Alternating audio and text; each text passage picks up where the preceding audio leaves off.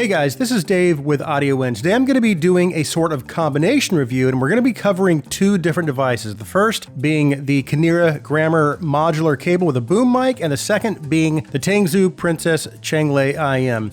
As for what's included with the Kinera Gramr cable, of course we have the cable and boom mic attachment with two foam mic covers. But what's also really cool about this cable is, unlike the Ruyi, this cable is actually modular, and it includes not only a 3.5 but a 4.4 attachment as well. And finally, they also include a very nice faux leather soft carrying pouch. As for the cable quality, I would say it is very good for the $49 price. The cable itself is made from high purity silver plated copper, and it's coated in a soft, skin friendly high-grade PVC. When placing your order, it actually gives you two different options, either blue or black. It also gives the option to choose either MMCX or 2-pin connectors, depending on what your IEMs require. It's very convenient and easy to assemble. You just attach your IEMs, attach the mic, the foam cover, select your termination, and attach it to the cable. If you purchase the 2-pin option, you do want to make sure that whatever IEM you're using it with doesn't have a really deep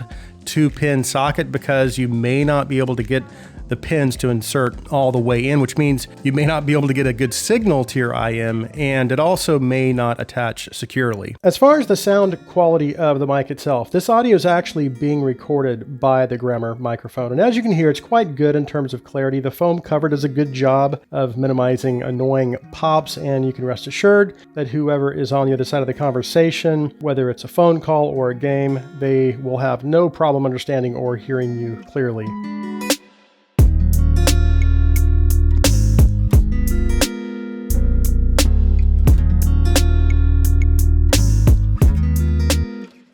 As far as what comes in the package with the ChangLe, of course, you have the IEMs with an attached cable. It also comes with a fairly decent assortment of tips. I have one pair of the larges on the actual IEMs themselves.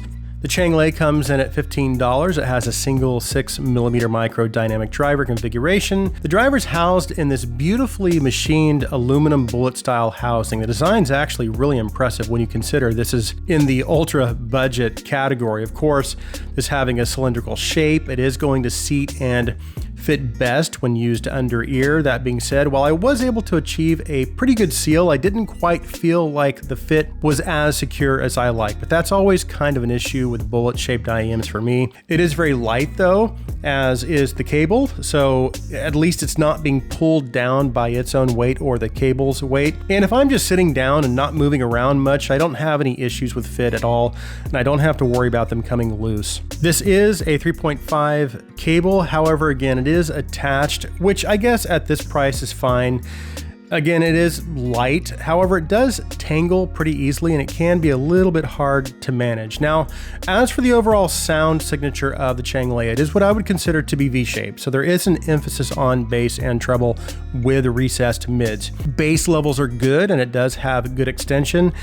As far as this type of bass tuning goes, it is decent, and it's balanced in contrast to the upper mids and treble, but it doesn't seem to have quite the slam and impact that I like. And I also feel like it's lacking that visceral effect that I might typically expect from a dynamic driver. And I guess the reality is I can't really expect that from a 6mm micro dynamic driver. But as I said, I do feel like the bass is tuned okay, but as you transition into the mids, I am hearing some warmth and bass bleed. But it's still well done for the price, and it does give me enough clarity as to not distract me or really take away from the listening experience. I do feel like the Moondrop DSP does handle that part of the tuning better. That being said, the mid-range is where I feel like the ChangLe really shines, and for the most part, it renders vocals, instruments very naturally. It also sounds like they got the upper mids around the ear gain area just about right, at least for this being a V-shaped tuning, because the vocal and instrument levels are pretty close to where I like them. Mid-range detail is decent. As you move into the treble, I do feel like I'm getting good levels of mid-treble, but it seems to concentrate around 7 or 8K because there doesn't seem to be much treble presence beyond that point. Not that I'm not getting anything beyond that point, I am.